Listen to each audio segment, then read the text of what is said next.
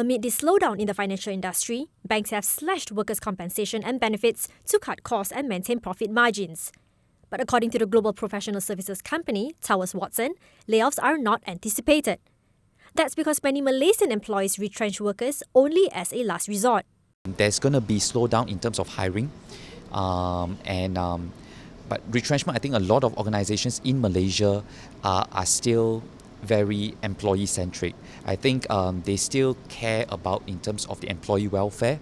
So they will do whatever it takes, and I would think that retrenchment would be the last resort. I think looking into cutting expenses on, training and development, looking into cutting costs for, their other fixed costs would be a way to go about instead of retrenchment as an option.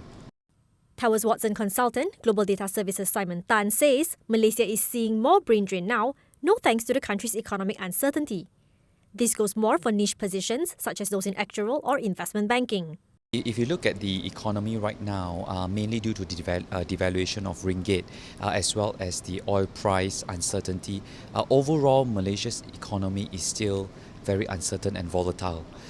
That's why I think a lot of talents in Malaysia, especially those very niched position. If you look at actuarial or investment banking, for example, those very much sought after by other countries. Definitely Malaysia will lose out a lot in terms of talent for markets like Singapore as well as Hong Kong. Meanwhile, practice leader Sulaxmi Prasad says attrition rate in the local financial services sector may have dropped to 12.5% this year from 14% last year. Yet the percentage is considered high and still adds pressure to banks' costs. With an expected average annual wage hike at 5.6% for the sector next year, Prasad foresees Malaysia is on track to become a high-income nation by 2020. Well, we did a predictive modelling on what is the salary increase that Malaysia could be seeing in 2020. It still continues to be 5.6%. And the government also says that, we are on track to becoming a high-income nation by 2020. And you also need to remember that historically also we have been growing at a very same rate, and we have reached a certain level. So we haven't, our GDP per capita has gone up, as you saw. Spending power of individuals has gone up. Okay, let's not talk about the momentary distractions like GST and other things, but overall the spending power has gone up.